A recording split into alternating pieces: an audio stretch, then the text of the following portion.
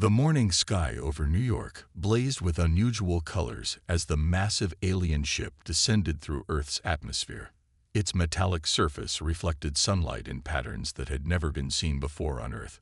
Military jets circled the vessel at a safe distance, their pilots nervous but maintaining formation. Inside the United Nations emergency session, world leaders sat in stunned silence. None of them had expected first contact to happen like this. The alien ship had appeared suddenly, bypassing all of Earth's early warning systems. "The ship is settling over the UN building," General Roberts reported, his voice steady despite the tension. Screens around the room showed live footage of the vessel, now hovering like a giant silver disk above them. A bright beam of light shot down from the ship's center, and a tall figure materialized in the middle of the UN chamber. The beam stood nearly 8 feet tall, its skin a pale blue-gray, wearing what appeared to be ceremonial robes adorned with strange symbols. "I am Ambassador Gray of the Galactic Council," the alien announced in perfect English, its voice echoing through the chamber. "We have been watching your species for some time." The UN Secretary-General stepped forward. "Welcome to Earth. We are honored." "Save your pleasantries," Ambassador Gray interrupted. "I am not here for diplomatic niceties. I bring you the Council's terms." The chamber erupted in murmurs. President Miller of the United States stood up. "Terms? We haven't agreed to any negotiations." Ambassador Gray's laugh was cold and mechanical. "You misunderstand. These are not negotiable terms. Earth will submit to Council authority within 30 standard days. You will surrender 70% of your planetary resources for Council use. Failure to comply will result in immediate military action." The chamber exploded into chaos. Chinese delegates shouted in protest. European representatives demanded explanations. African nations' leaders called for calm. "This is outrageous," the British Prime Minister declared. "You cannot simply arrive and demand our submission." Ambassador Gray remained unmoved. "We can, and we are. Your species is primitive by Council standards. Your technology is barely past fossil fuels. Your weapons would be useless against us. The Council has incorporated thousands of worlds this way. Earth is nothing special." In the back of the chamber, General Roberts quietly pressed a button on his secure phone. Around the world, hidden facilities began humming to life. Deep beneath the Rocky Mountains, Commander James received the signal he had been waiting for 15 years to see. "You have 30 days, Ambassador Gray stated. "We suggest you use this time wisely to prepare your people for their new reality." With that, the alien vanished in another flash of light. As soon as the ambassador disappeared, President Miller turned to General Roberts. "Activate Protocol Omega. Get me Commander James." In underground bases across the planet, massive blast doors opened for the first time in decades. Ships that no one was supposed to know about powered up their engines. Weapons that officially didn't exist were armed. The world leaders gathered in a secure bunker beneath the UN building. On screens around them, they watched the alien ship retreat to high orbit, where it joined 3 larger vessels. "They think we're defenseless," President Miller addressed the assembly. "That's exactly what we wanted them to think. For 50 years, we've kept our true capabilities hidden. Area 51 wasn't about hiding aliens from our people. It was about hiding our advancement from them." General Roberts brought up classified footage on the main screen. It showed massive hangars opening in various remote locations: the Sahara Desert, the Australian outback, the Siberian wilderness. In each one, advanced spacecraft sat ready. "Every major nation has contributed to Project Guardian," the Chinese president explained. "While we fought our public wars, our best scientists worked together in secret. We reversed engineered technology from the scout ships that crashed. We prepared." The Indian Prime Minister nodded. "We knew they were watching. We fed them false data. Let them see our public space program struggle while we built something far greater in secret. The question now," President Miller said, looking around the room, "is whether we're ready to reveal ourselves. If we do this, there's no going back." The vote was unanimous. After centuries of fighting among themselves, humanity had finally found a common enemy. Now it was time to show the galaxy that they had made a terrible mistake in threatening Earth. As the emergency session ended, Commander James' voice came through on the secure channel. Project Guardian is armed and ready, awaiting your orders. The warning had been delivered, but not the one Ambassador Gray thought. Earth was about to warn the galaxy. Never underestimate humans. Hidden beneath 2 miles of solid rock in the Rocky Mountains, Commander James walked through the gleaming halls of Earth's secret Space Command Center. Screens lined the walls, showing real-time data from stealth satellites tracking the alien ships in orbit. "Status report," he ordered, entering the main control room where dozens of operators monitored their stations. "4 Council ships remain in high orbit, sir," Lieutenant Reed reported. "They think they're watching us. They don't realize we're watching them." James smiled. The aliens' arrogance would be their downfall. While Ambassador Gray's ship had made its showy entrance over New York, Earth's hidden sensors had been scanning every inch of their technology. "What have we learned?" James asked his chief engineer. "Their shields operate on a frequency we predicted," the engineer replied. Bringing up detailed scans, the crashed scout ships from the 1950s used the same basic technology. They haven't improved much in 70 years. They got comfortable being the strongest. A call came through on the secure line. "Commander, this is President Miller. Admiral White has arrived with the final reports. You're authorized to begin Phase 2. The mention of Admiral White made James stand straighter. The old admiral had been there at the beginning, when the first alien scout ship crashed.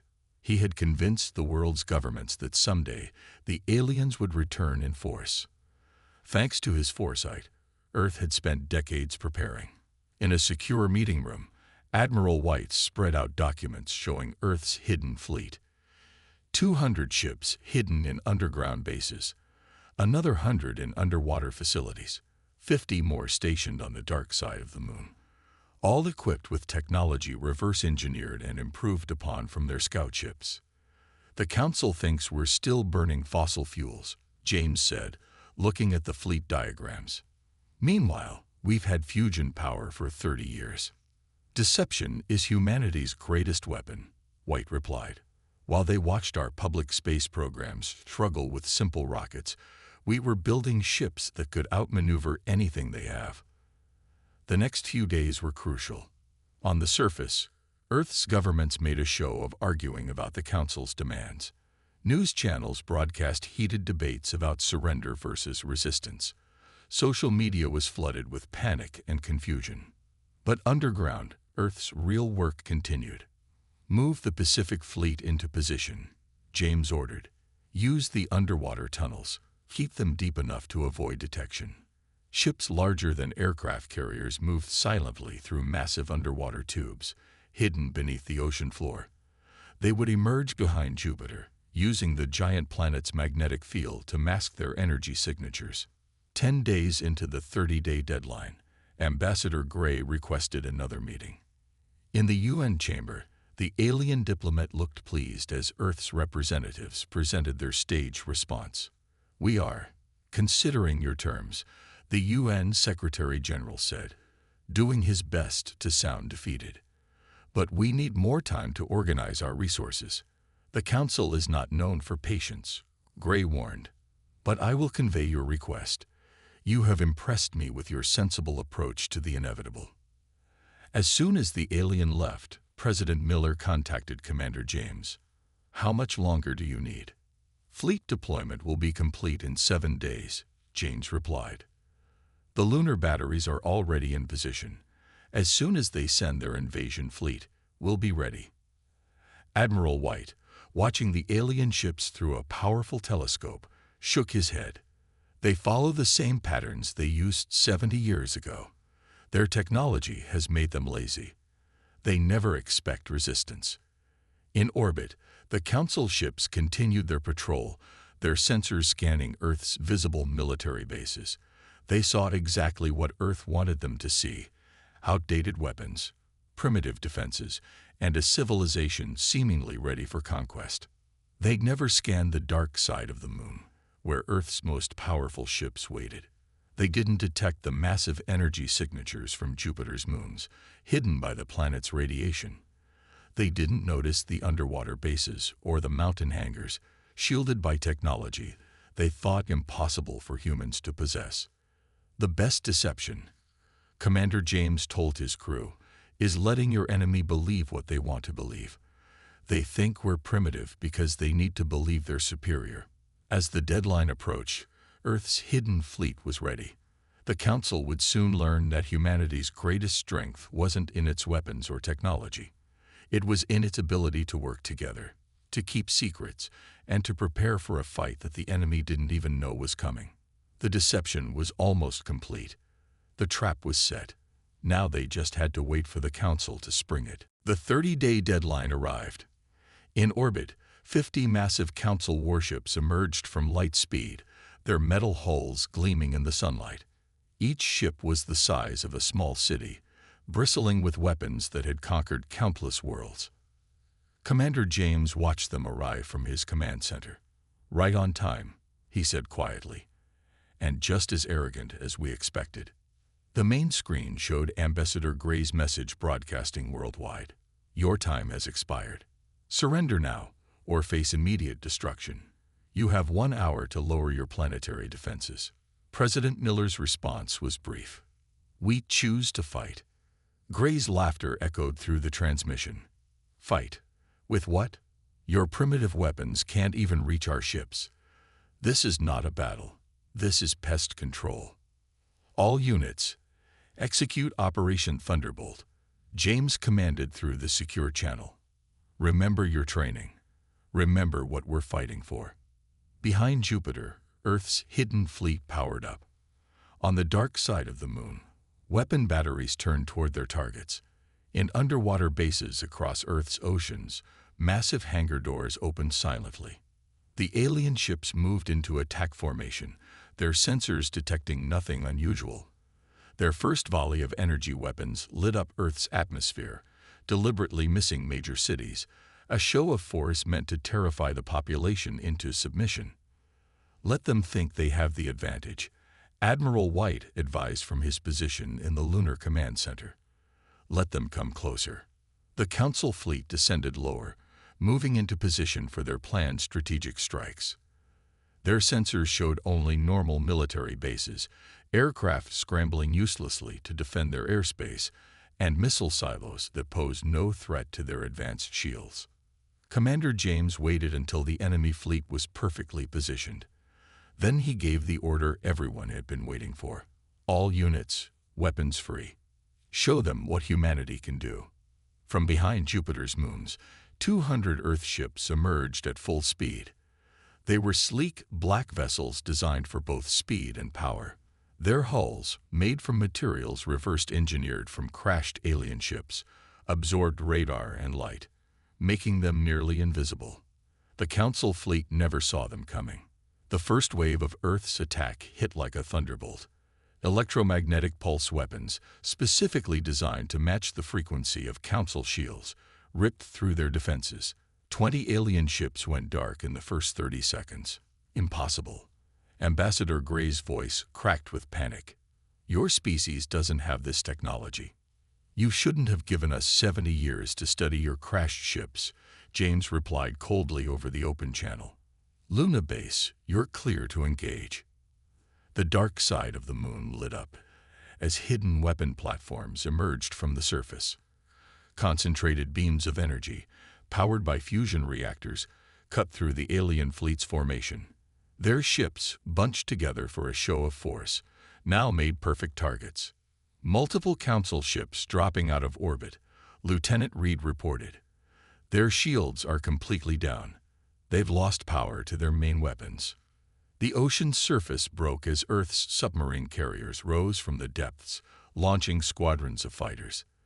These weren't the primitive jets the aliens had observed. These were spacecraft built in secret, tested in underground facilities, piloted by soldiers who had trained their entire lives for this moment. "All ships, execute attack pattern Delta," James ordered. "Remember, we want prisoners. The Council needs to see this." Earth's fighters swarmed the powerless alien vessels. Their weapons weren't designed to destroy. They were made to disable and capture. Within minutes, half the Council fleet was either retreating or dead in space.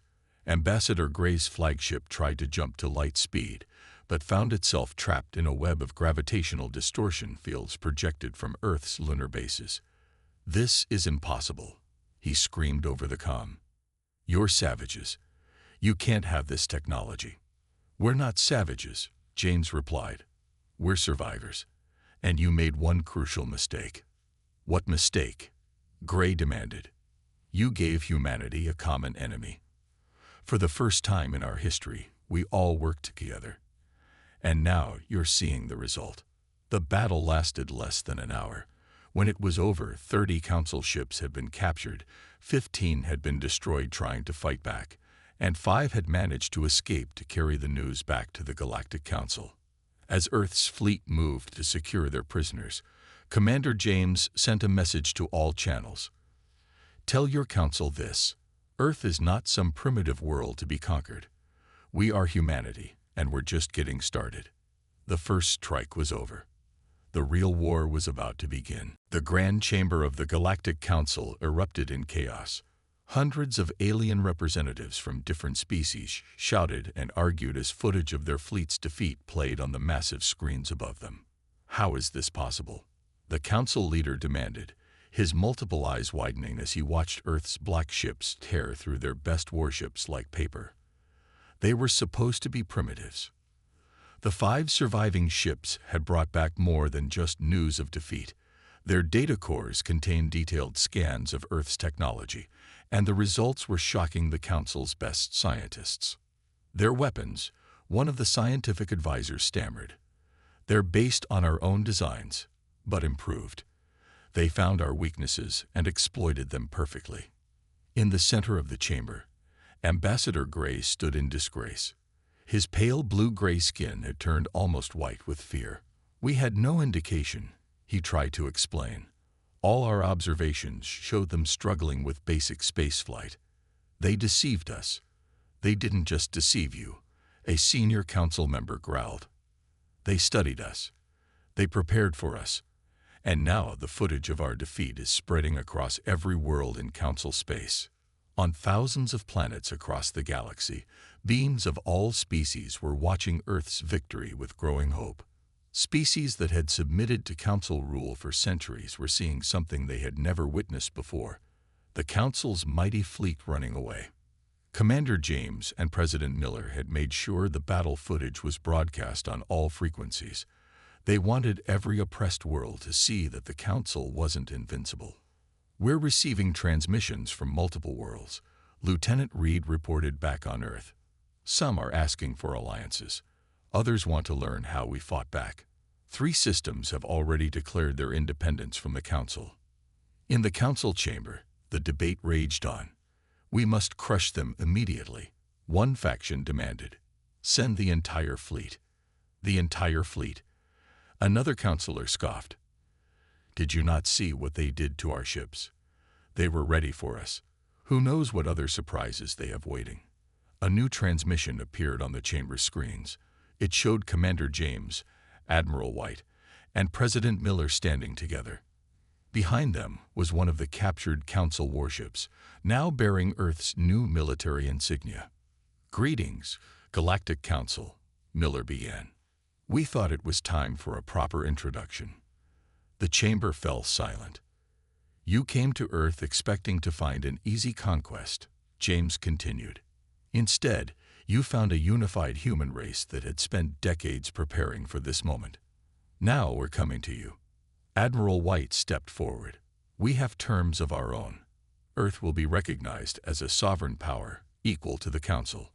All threats against our planet will cease immediately. And," he paused for effect, "we will be opening our embassies to any world that wishes to learn how we defeated you." The Council leader's face darkened with rage.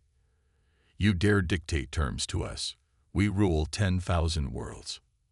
"You rule through fear and superior technology," Miller replied calmly. But we've shown that your technology isn't as superior as you thought. How many of those 10,000 worlds are watching this right now, wondering if they could do what Earth did? The council members looked at each other nervously. Already, reports were coming in of unrest on dozens of worlds. The footage of Earth's victory was spreading faster than they could contain it. "We don't want war," James added. "We just want respect. And freedom.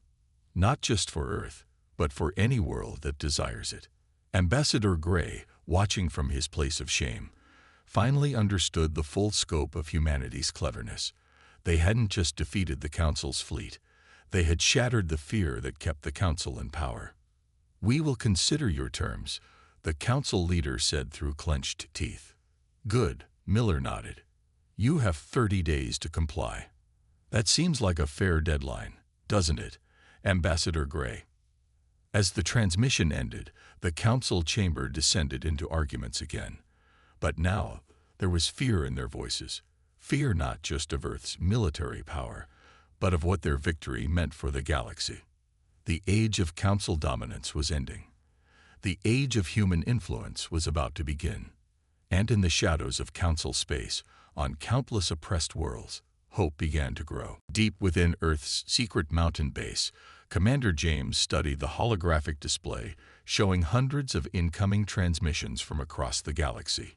Each blinking light represented another world reaching out to Earth, inspired by humanity's victory over the Council fleet. Another message from the Blue Star system. Lieutenant Reed reported, "Their resistance leaders want to meet. They've been fighting the Council for 300 years. James nodded. "Add them to the list." "How many worlds are we up to now?"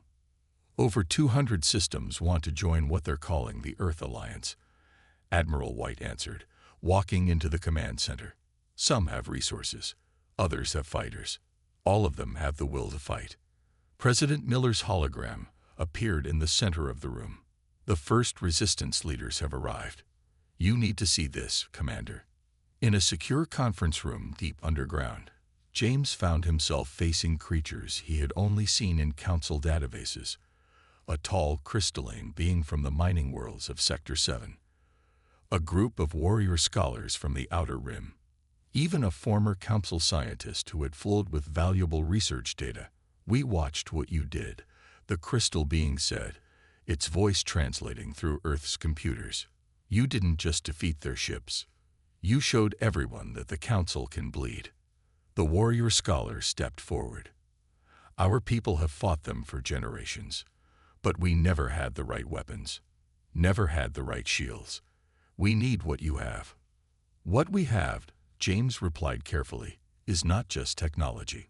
We have unity. Every nation on Earth worked together in secret. Can your worlds do the same?" The former Council scientist spoke up. "That's why we're here. We've seen what unity can achieve. We're ready to learn." President Miller activated a large screen showing Earth's hidden shipyards. "We've been building more ships since our victory. We can arm your resistance fighters, train your people, and protect your worlds while they prepare. In return," Admiral White added, "we need your knowledge of Council space, their patrol routes, their supply lines, their weaknesses." The crystal being's surface sparkled with emotion. "You're not just offering weapons, you're offering hope." "More than hope," James said firmly. "We're offering a real chance at freedom. Earth will support any world that stands against the Council's tyranny." The meeting lasted hours as plans were made and alliances formed. Each resistance leader shared stories of Council oppression and stories of their people's determination to be free. In orbit, Earth's captured Council ships were being rebuilt with improved weapons and shields. Their crews would be mixed, humans working alongside alien resistance fighters, teaching each other, learning to fight together. The Council never expected this, the warrior scholar observed, watching Earth's engineers redesign alien technology. "They thought keeping worlds separate would keep us weak." "They forgot something important about oppression," James replied. "It creates a common enemy. And common enemies can unite even the most different peoples." As the resistance leaders departed with their first shipments of weapons and shield generators, more messages poured in. The Council was losing control of entire sectors as world after world declared their independence. In the command center, Lieutenant Reed brought up a new tactical display. "Look at this pattern, sir. Every freed system is helping to free their neighbors. It's spreading faster than the Council can respond." President Miller addressed the Earth's hidden fleet commanders. "This is no longer just about protecting Earth. We're leading a galaxy-wide revolution. Humanity's first real test isn't just beating the Council, it's helping to build something better in its place." Admiral White smiled as he watched ships launch from the lunar base, each carrying weapons and hope to distant worlds. "You know what really terrifies the Council? Not our weapons, not our shields. It's the fact that we're teaching others to do what we did." "Freedom is contagious," James said, studying the maps of growing rebellion. "And we're making sure it spreads." As Earth's new allies departed through the darkness of space, they carried with them more than just advanced technology. They carried the lesson humanity had taught the galaxy. Unity was the most powerful weapon of all. The Council had wanted to make Earth submit. Instead, they had created something they feared even more: a leader for every world that dreamed of freedom. The Alliance was growing stronger every day. The real fight was about to begin. The galaxy erupted in flames of rebellion. 3 months after Earth's victory, over 1,000 worlds had declared their independence from the Council. The revolution that humanity sparked was spreading like wildfire across the stars. Commander James stood on the bridge of Earth's new flagship, the Freedom, watching as another Council battleship surrendered to their combined fleet. Beside him, alien allies from 6 different species worked at control stations that had been modified to accommodate their unique forms. "Council forces retreating in Sector 12, Lieutenant Reed reported. "The mining worlds are free. Their ships are joining our fleet." On the main screen, Council propaganda channels showed their own version of events. Terrorist forces, led by primitive Earth, continue to destabilize galactic peace. But fewer and fewer worlds believe their lies. Another transmission from Ambassador Gray, a communication officer, announced. The former Council ambassador's face appeared on screen. After witnessing Earth's power firsthand, he had made a crucial decision. "Commander, I've convinced 3 more Council worlds to switch sides. Their defense fleets are yours." James nodded. Gray's defection had been unexpected, but valuable. He knew all the Council's secrets, all their hidden weaknesses. "Good work, Ambassador. Direct them to the rendezvous point." In the Council's Grand Chamber, panic reigned. "We've lost contact with the entire Outer Rim," one member shouted. "Earth's allies have taken all our major shipyards in that sector." The Council leader slammed his fist down. How has this primitive world done this to us?" A younger Council member spoke up. "They're not winning through force alone. They're winning because they're offering something we never did: respect, freedom, equal partnership." "Incoming transmission," announced the Chamber's eye. "Origin, Earth Command." President Miller's image appeared before the Council. Behind him stood representatives from hundreds of freed worlds.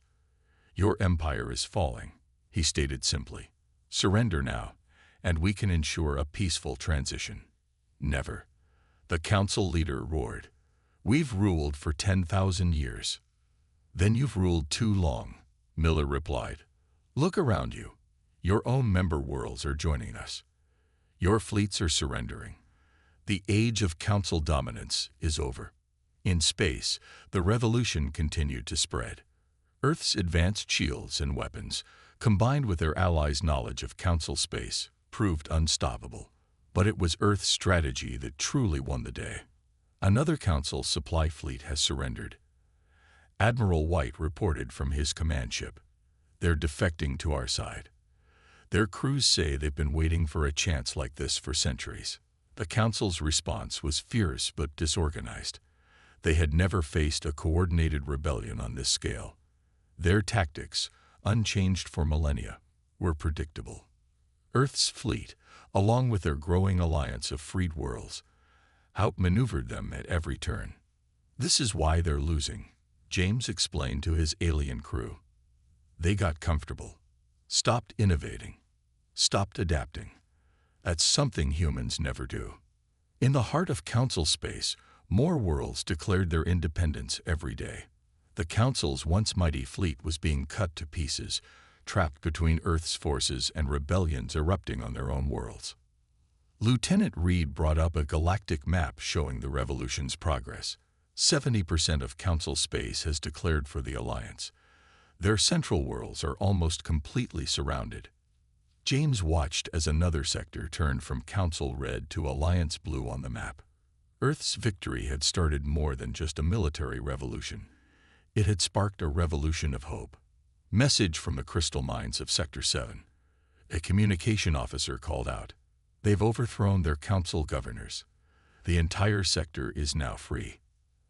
Ambassador Gray, watching from his new position as Alliance diplomat, shook his head in amazement. In all our history, nothing like this has ever happened. You humans didn't just beat the Council. You showed the galaxy how to beat them. The revolution that Earth started had become unstoppable. The Council's power was crumbling, not just from military defeats, but from the growing realization across the galaxy that their rule was no longer inevitable. As James watched another Council world join their cause, he knew that the galaxy would never be the same. Humanity hadn't just proven itself. It had awakened something that had slept for too long in countless oppressed worlds. The desire to be free. The Council's reign was ending. A new age was about to begin. 1 year after Earth's first victory over the Council fleet, the galaxy had transformed. The Grand Council Chamber, once the seat of absolute power, now hosted a very different gathering. Representatives from over 2,000 free worlds filled the vast space, their diverse forms and colors creating a stunning display of galactic unity. Commander James stood at the podium where Ambassador Gray had once threatened Earth. Behind him, the new Alliance flag showed a field of stars surrounding an image of Earth, symbolizing the birth of galactic freedom. The last Council stronghold surrendered this morning, he announced. The war is over. The chamber erupted in celebrations. Species that had been enemies under Council rule now embraced as allies. The crystal beings sparkled with joy. The warrior scholars raised their ceremonial weapons, and dozens of other species celebrated in their own unique ways. President Miller took the podium. Today, we don't just celebrate victory. We begin something new. The Galactic Federation of Free Worlds. Admiral White, his uniform now bearing both Earth and Alliance insignia, activated the chamber's main display.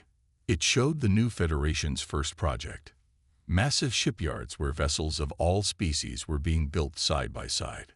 The Council kept worlds divided and weak, White explained. The Federation will be different. Every member world will have access to our combined technology, our shared knowledge, and our mutual protection. In orbit above the former Council capital, Earth's flagship Freedom floated alongside ships from 100 different worlds. Their crews worked together, learning from each other, breaking down barriers that had existed for millennia. Lieutenant Reed, now working with a mixed-species crew, reported from her station. The first Federation patrol fleets are ready for launch. Every ship has crew members from at least 5 different worlds. The former Council leader, now standing trial for crimes against the galaxy, watched bitterly as his empire was transformed. You humans think you can maintain this alliance. These species have nothing in common. That's where you're wrong, James replied. We have everything in common. Dreams, hopes, the desire to explore and grow. You tried to crush those things. We're setting them free. In the chamber, Ambassador Gray, who had helped bring down his former masters, addressed the gathering. I once thought humans were primitives. I was wrong. They taught us the most advanced concept of all, that unity and freedom are stronger than fear and control. The new Federation's first laws were simple but powerful. Every world had the right to self-governance. Technology and knowledge would be shared freely. No species could claim superiority over another. All members would come to each other's defense. Exploration and scientific advancement would be pursued for everyone's benefit. President Miller signed the Federation Charter with Earth's name first, not as rulers, but as the world that had shown the way. Earth doesn't want an empire, he declared. We want partners, friends, allies in exploring this vast galaxy. Across the stars, the changes were already visible. Former Council warships were being converted into exploration vessels. Trade routes, once tightly controlled, now flowed freely between worlds. Species that had never been allowed to leave their planets were taking their first steps into space. The Council ruled through advanced technology and military might. James said to the assembled representatives, "The Federation will thrive through cooperation and mutual respect. That's humanity's gift to the galaxy.